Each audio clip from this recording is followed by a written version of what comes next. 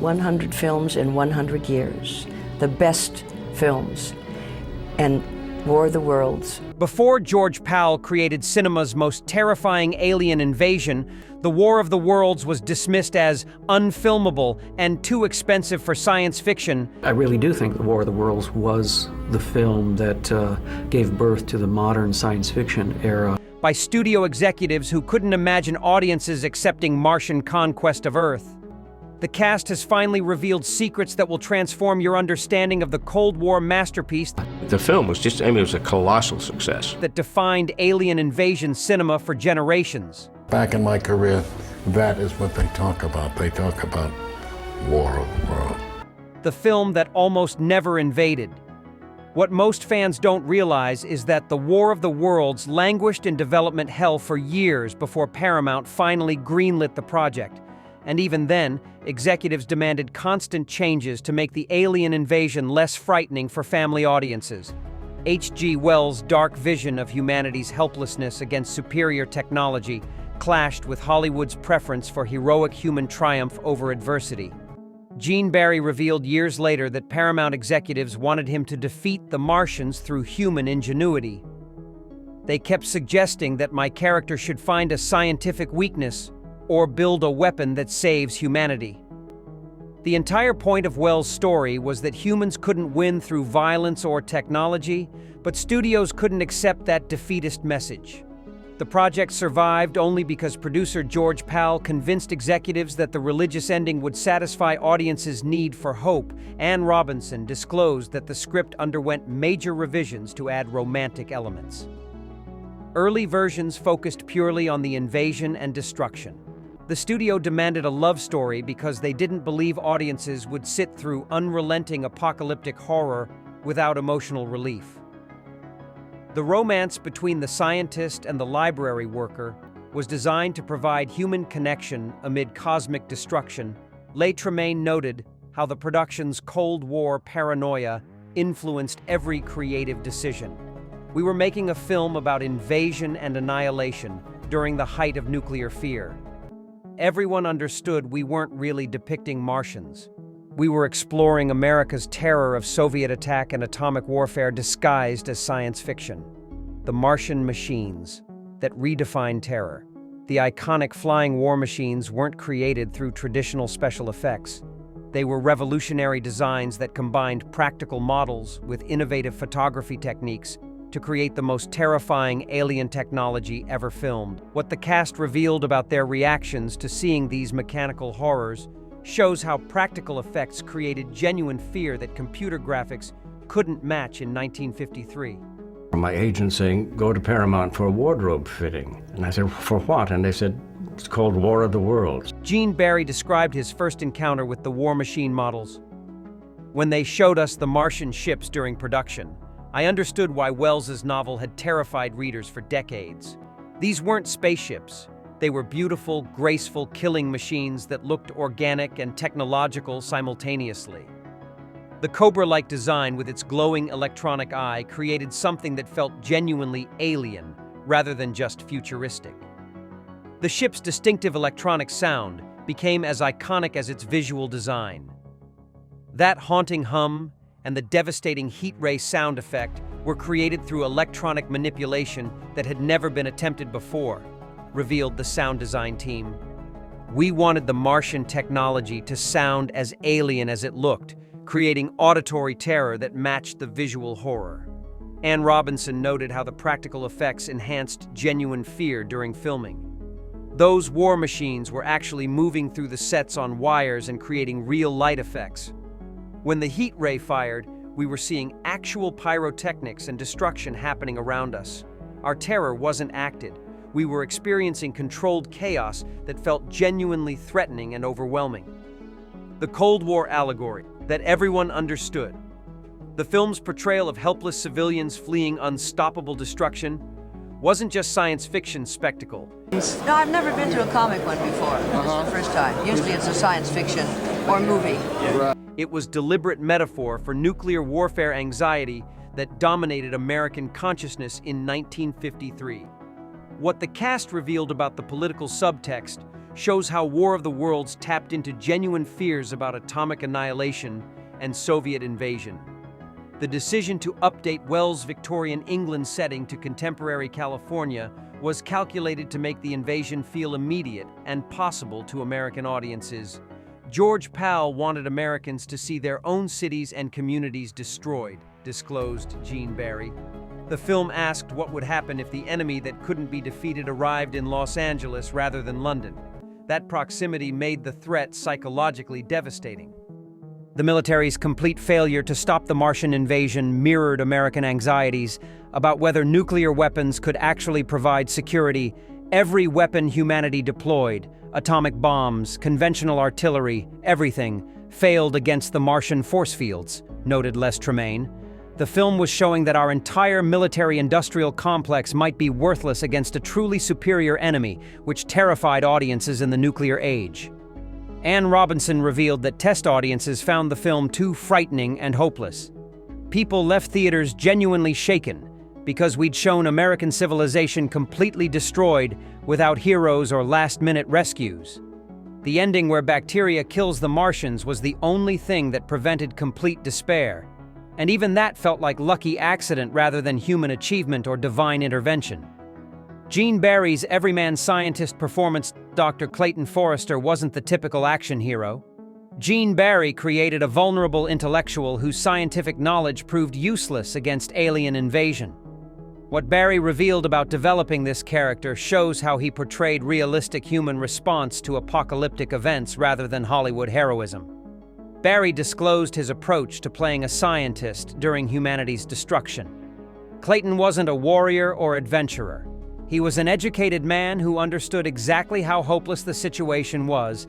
I wanted to show genuine fear and intellectual horror at witnessing the end of civilization rather than confident problem-solving. This realistic portrayal made the invasion feel more threatening because even brilliant minds couldn't save humanity.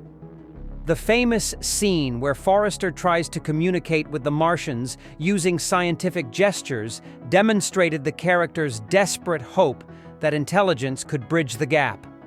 That moment where I approached the war machine with mathematics and peaceful intentions was heartbreaking to film, Barry revealed. Clayton genuinely believes that rational communication can prevent violence, and the Martian's indifference to his gesture destroys his faith in scientific progress as universal language. Anne Robinson noted how Barry's performance avoided traditional masculine heroics.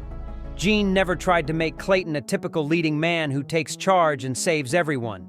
He showed us a smart man who realizes his intelligence means nothing against this threat, which was far more frightening than watching a hero confidently battle aliens.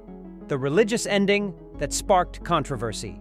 The film's conclusion, where divine intervention through bacteria saves humanity after all military solutions fail, represented one of cinema's most controversial endings. What the cast revealed about filming this finale shows how it challenged both religious and secular audiences, while providing the only hope in an otherwise apocalyptic narrative. Gene Barry disclosed his interpretation of the ending's meaning. The bacteria killing the Martians wasn't just convenient science. It was presented as God's plan protecting humanity. The narration explicitly says the Martians had no right to take Earth because they lacked immunity to Earth's microorganisms that God had put here. It was a religious statement disguised as biological science. This understanding helped justify what some critics called a deus ex machina resolution. The film's final scenes in the church were deliberately spiritual rather than triumphant. We're not celebrating human victory. We're witnessing grateful survivors recognizing they were saved by forces beyond their control, revealed Anne Robinson. The ending was humble rather than proud, suggesting that humanity needed divine protection because our own efforts had completely failed. Les Tremayne noted how the ending reflected 1950s American religious culture. The special effects that won an Oscar. The film's revolutionary visual effects weren't just impressive for their time. They pioneered techniques that became standard for science fiction cinema for decades. What the effects team revealed about creating the destruction of Los Angeles shows how practical ingenuity and artistic vision combined to create believable apocalyptic devastation on a limited budget. The War Machine's force field effect was created through animated cell overlays that had to be hand-painted for each frame. We couldn't just add effects in post-production the way modern films do, disclosed the animation team. Every bubble shield had to be individually drawn and photographed, which took months of painstaking frame-by-frame work. The shimmering protective field became instantly iconic and defined how force fields would look in science fiction for generations. The heat ray destruction sequences used miniature sets combined with full-scale practical effects to create realistic devastation. We built elaborate miniature cities that we then systematically destroyed with pyrotechnics and special rigs, revealed the model builders. The combination of different scales of destruction made the invasion feel massive and overwhelming rather than obviously artificial. Gene Barry noted how the Oscar-winning effects enhanced dramatic performances. The effects were so convincing that we could react to them as though they were real modern green screen work, requires imagination, but we were responding to actual fire, smoke, and destruction happening on set. That authenticity translated directly to audience belief in the invasion's reality and immediate threat. The panic that almost matched Orson Welles. The film's realistic documentary-style opening narration, communication is being maintained with Washington, but there's no radio at all, deliberately echoed Orson Welles' 1938 radio broadcast to create authentic atmosphere of news coverage during invasion. What the cast revealed about this choice shows how George Pal wanted to capture the same visceral terror that had caused actual panic 15 years earlier. The decision to begin with Cedric Hardwicke's authoritative narration about Mars watching Earth with envious eyes immediately established ominous tone. That opening created documentary realism that made everything that followed feel like historical record rather than fiction, disclosed Gene Barry. Audiences were primed to accept the invasion as plausible because the film spoke to them with the same authority as actual newsreels they watched in theaters every week. Anne Robinson noted how the film's pacing mimicked actual disaster coverage.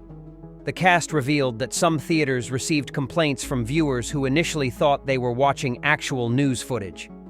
The documentary style was so convincing that people were genuinely confused about whether the invasion was real, disclosed the production team.